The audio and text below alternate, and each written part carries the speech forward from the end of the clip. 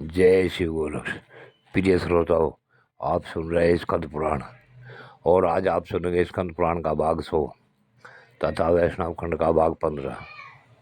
श्रोताओं, आपने पिछले भाग में सुना कि एक राजा और भालू एक दूसरे के समीप एक दूसरे के समर्पण में रात्रि में रुके, परंतु भालू ने सिंह से राजा की रक्षा की, परंतु राजा ने सिंह की रक्षा नहीं की, जिसका दंड भालू बने हुए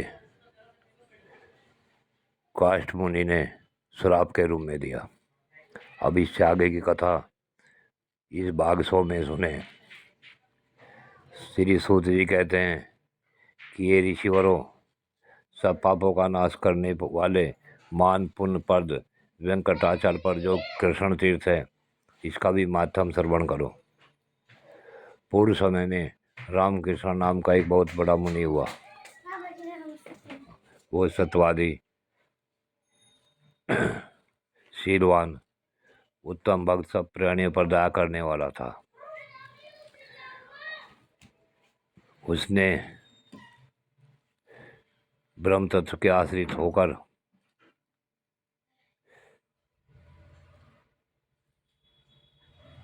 प्रभाव वाले मुनिवर रामकृष्ण ने उस तीर्थ में बड़ी भारी कठोर तपस्या की।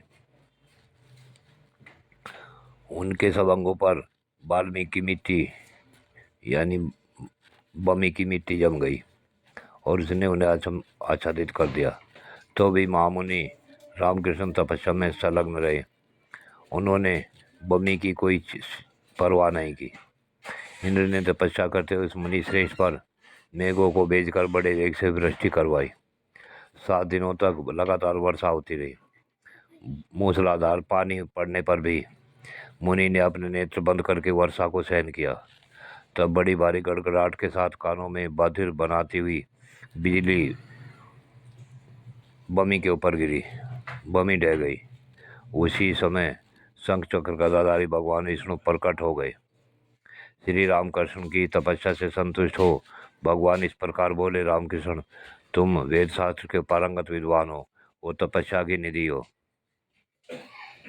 मेरे प्रादुर्भाव के दिन जो मनुष्य यहाँ स्नान करता है, उसके पुण्य का फल का वर्णन शेषनाग भी नहीं कर सकते। आज से यह महातीर्थ तुम्हारे ही नाम से संसार में प्रसिद्ध हो।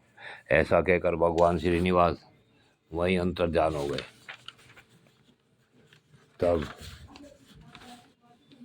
उस तीर्थ का ऐसा प्रभाव है कि वे बड़े बड़े पापों को शुद्ध करने वाला है। ब्राह्मणों, इस प्रकार तुम लोगों ने यह कृष्ण तीर्थ का माध्यम बतलाया, जो इसके श्रोता और वक्ता दोनों को विष्णु लोक प्रदान करने वाला है। अब मैं भगवान वैकुंठेश्वर के वैभव का वर्णन करूँगा, जिसे सुनकर मनुष्य पाप से मुक्त हो जाता है। जो भगवान वैकुंठेश्वर का दर्शन कर लेता है, वह मोक्ष को प्राप्त होता है। सतयुग में जो पुण्य 10 वर्षों में प्राप्त किया जाता है, वे त्रेता में 1 ही वर्ष में, द्वापर में 5 महीनों में और कलयुग में 1 ही दिन में सिद्ध हो जाता है। परंतु जो भगवान श्रीनिवास का दर्शन करते हैं, उन्हें एक एक पल में वे पुण्य फल कोटि कोटि गुना होकर मिलता है।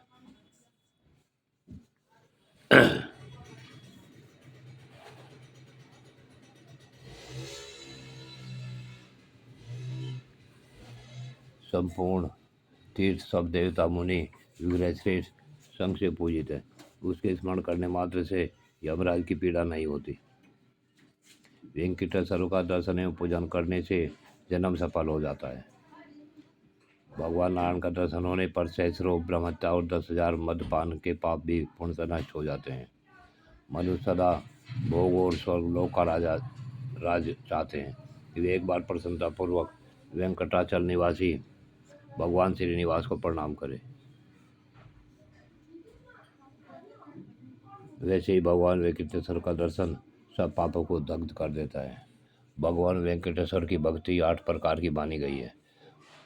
प्रथम, भगवान के भक्तों के प्रति स्नेह भाव रखना। दूसरी, भगवत भक्तों की पूजा करके उन्हें संतुष्ट करना।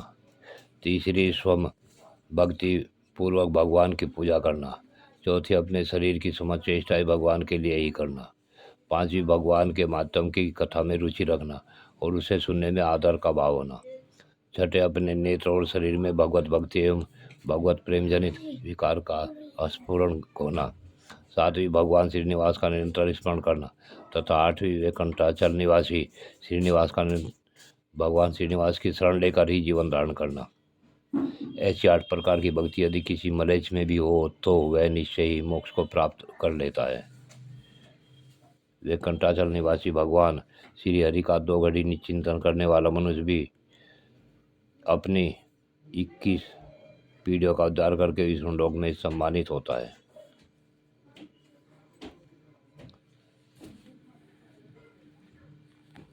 वैकुंठाचल पर चढ़ने से पहले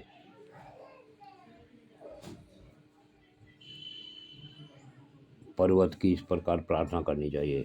हे स्वर्णाचल, हे महापुण्यमय सर्वदेव सेवित गिरि श्रेष्ठ, ब्रह्मादि देवता भी जिनकी श्रद्धापूर्वक सेवा करते हैं, उन्हीं आपके ऊपर मैं अपने दोनों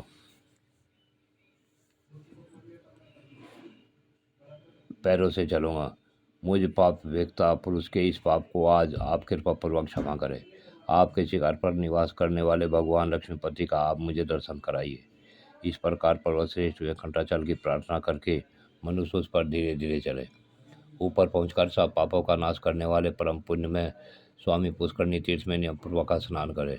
तत्पश्चात पितरों को पिंडदान करे। ऐसा करने से स्वर्गवासी पितर मोक्ष को प्राप्त होते हैं और नरकवासी पितर स्वर्ग में चले जाते हैं। प्रिय श्रोताओ, आज की कथा यहीं पूर्ण होती है। इससे आगे की कथा अगले भाग में। जय शिव गोरक्ष।